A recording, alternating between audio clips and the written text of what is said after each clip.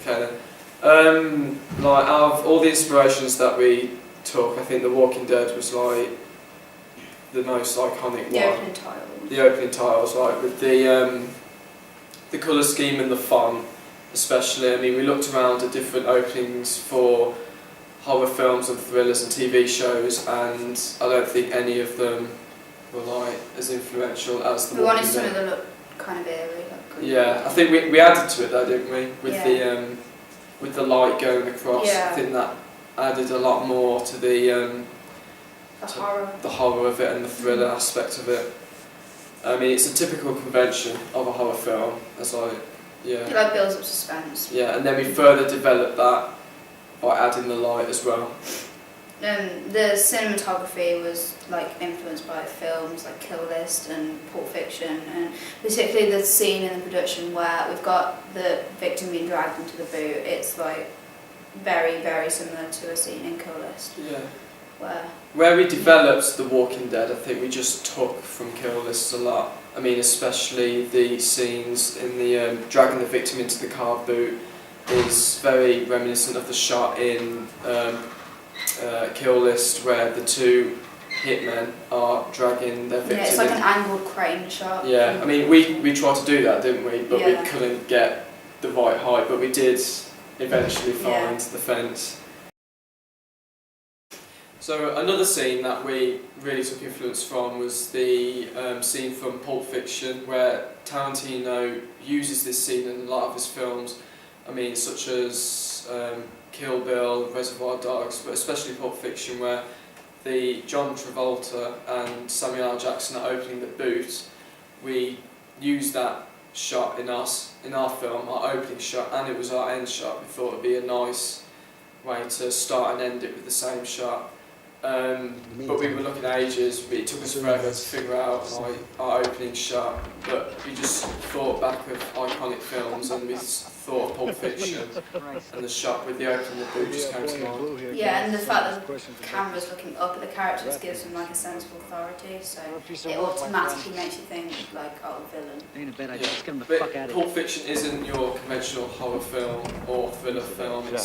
It's very much of its own genre. So we kind of developed that so we could implement it into our genre film. That's you. So yeah. So that means it could be up to 5 guys up there? It's possible. We should have fucking shotguns.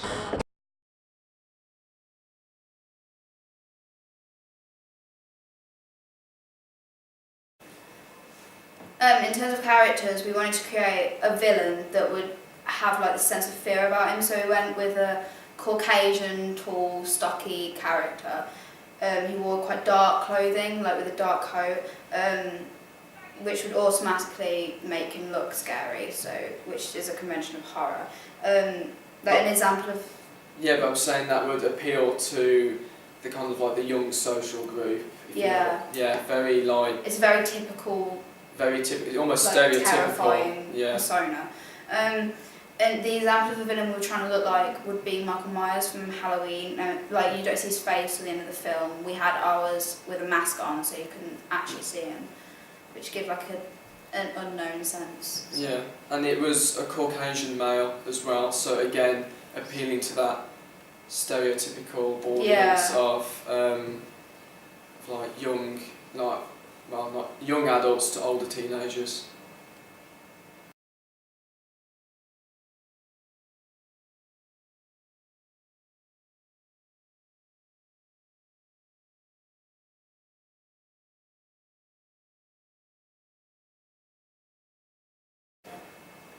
At first we weren't entirely sure what a film distributor was or like how they distribute films, so we did some research and we found that it's the process in which a movie is made available to watch for an audience by a film distributor, which could be accomplished through things such as home entertainment, theatrical release in cinemas, or on just a television. I mean, some examples were like Paramount, Universal, Warner Brothers. Bad Robot. A lot of them do distribute a wide variety of genres of film, but I think the one that we would appeal to would be Paramount, because over time they have released horror films such as the Paranormal Activity series, Psycho, Friday the 13th, all these very much horror and some of them thriller.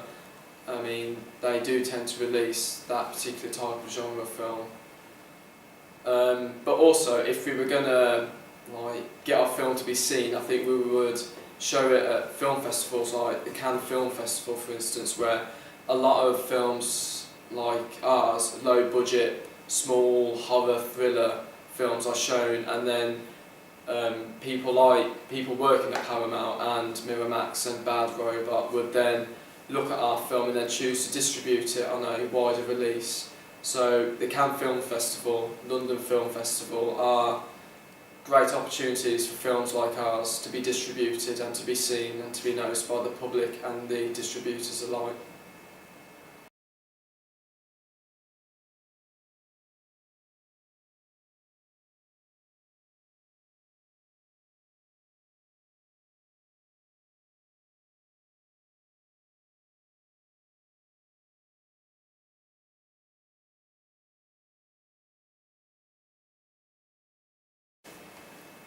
We tried to aim our production at like teenagers / young 20s age, as they're most curious and adventurous, so they'd be more attracted to a horror film such as ours with like the unknown villain type character.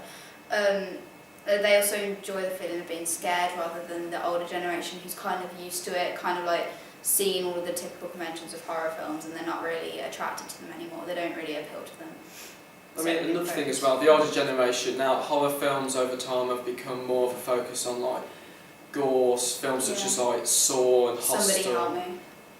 Yeah, and but our film, I think it would attract the older audience because there is no elements of gore or torture in it. It's very much psychological, so people who enjoy films like Silence of the Lambs and Seven, films that appeal to the older generation, I think would also like ours as much as the young ones, because the lack of gore and torture in our film is very much, as I said previously, like psychological. Yeah, but like we did try and focus on the younger age. Oh yeah, like again with the Caucasian young male, and because we feel that like out of everyone, they'd go out and buy our film, they'd be more interested to watch it, so we'd gain a higher publicity by focusing on them. Yeah, we chose to have young actors. Both of our actors are like our age, very young, which would again appeal to the younger audience.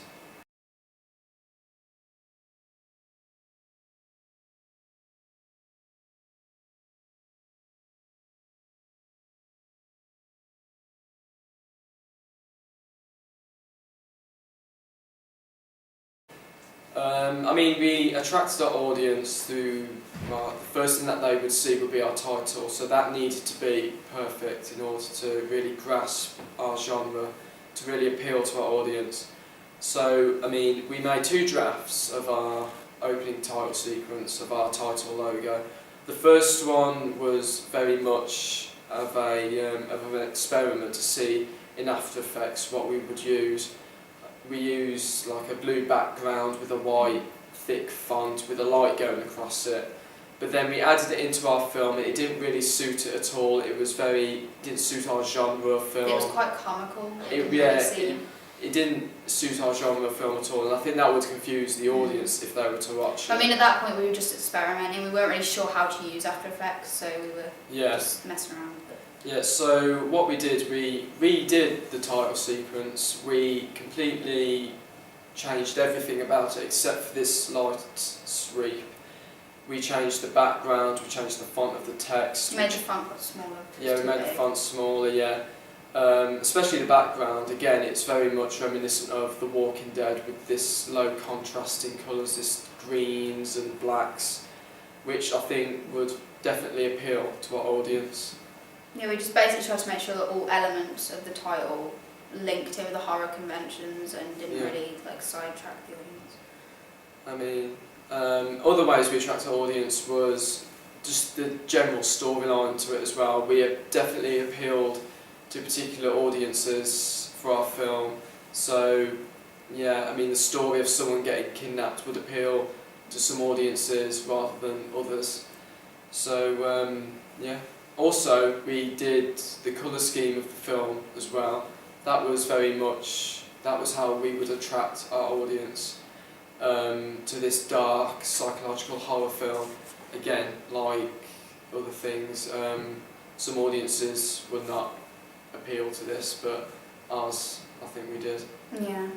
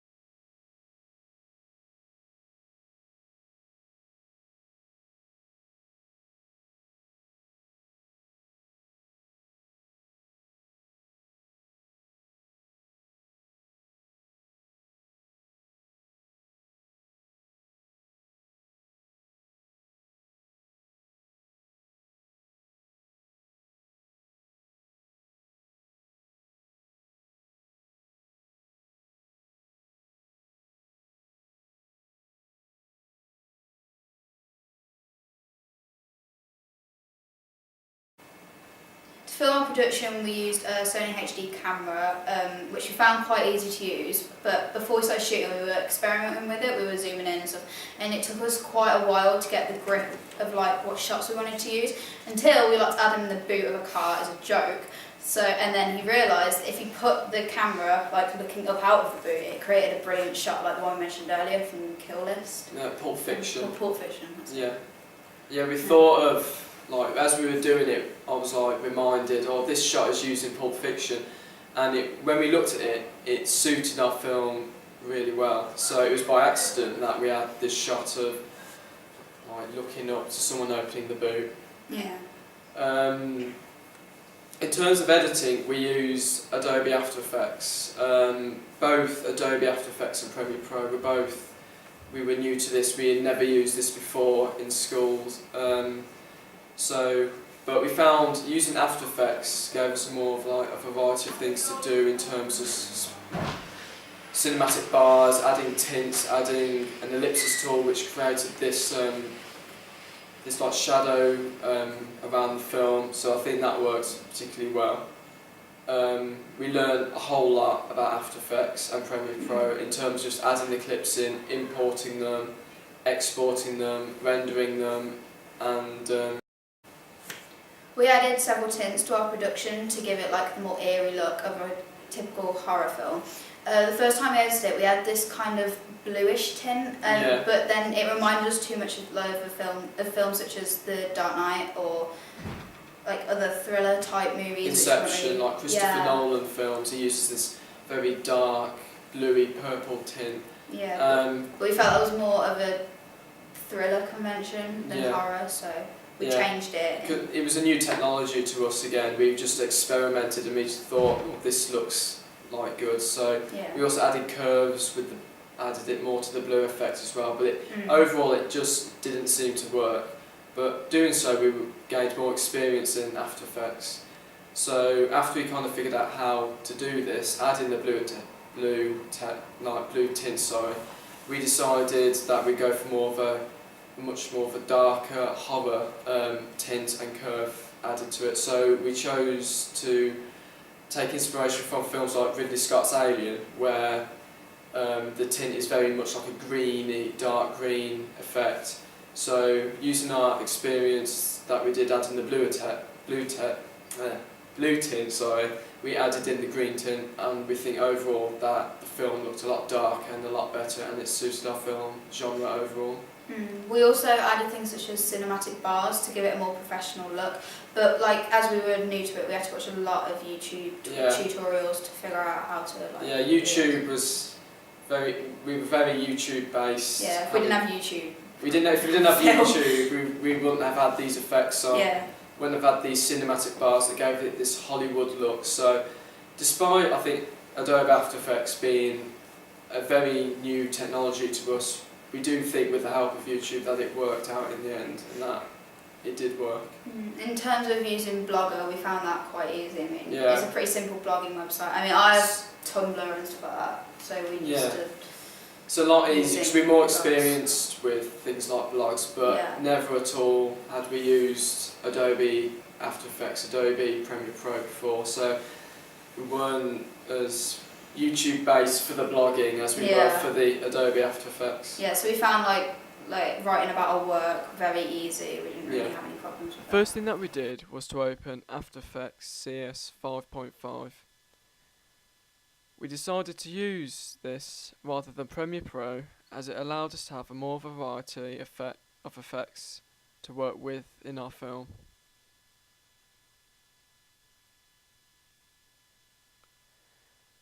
So once we've opened After Effects, what we need to do in order to edit our film is to create a new composition. For this instance, we will have the duration at around about 30 seconds. After that, we need to import our footage. For this tutorial, we'll use the scene where the hitman places the body in the boot of the car. Once we have done that, we drag the footage to the bottom of the composition.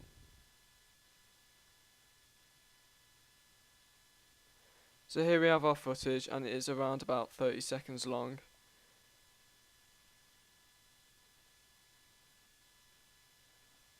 First thing we are going to do is to add cinematic bars. We do this by adding a black solid.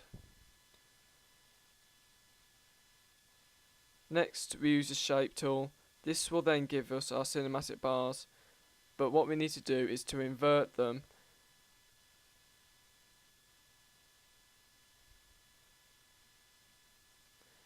We will just shorten the length of the solid so it is equal to the timing of the footage.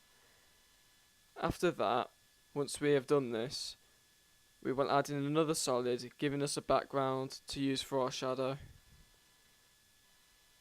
We do this by adding new solid.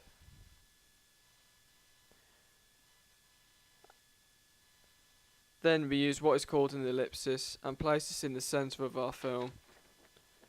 Like the cinematic bars, in order to get it around the edge of the film, we invert them. After that, what we do is to feather the black solid, the ellipsis tool, to give us this shadow around the film. This gives it a more of a Hollywood look, a more professional. After this, we will add in the text. For this particular instance, we'll add in the producer.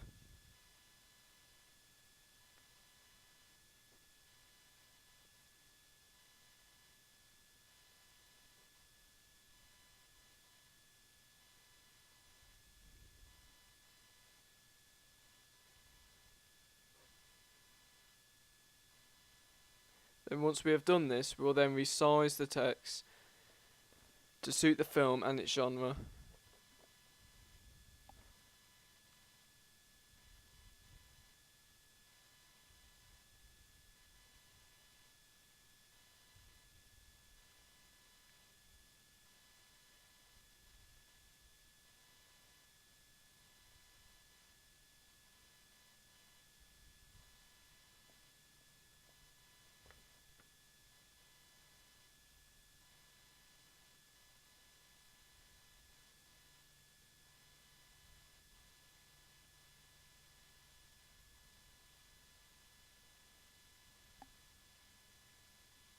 Now after this, what we will do is make the text fade in and fade out as the footage is played.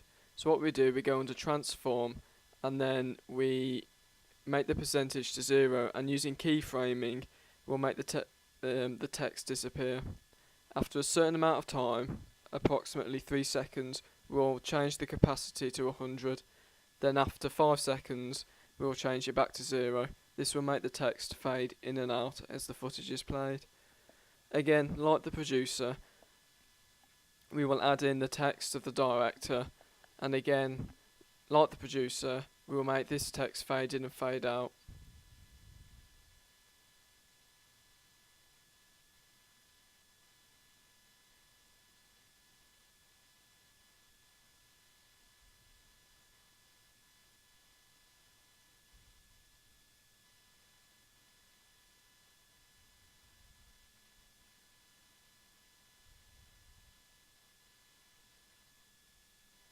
So again, like with the producer, we will go under transform, and where the producer is at, the keyframing is set at 0, we will also do this with the director. So again, we keyframe it at 0%, and after around about 3 seconds we'll change it to about 100.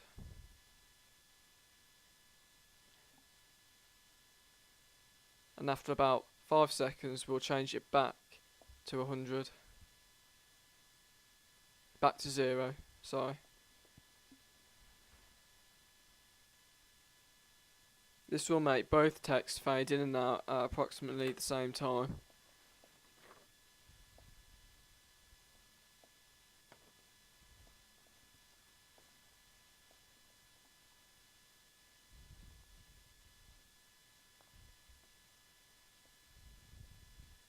Once we have done that, we will save the project by going under File, New and Save As.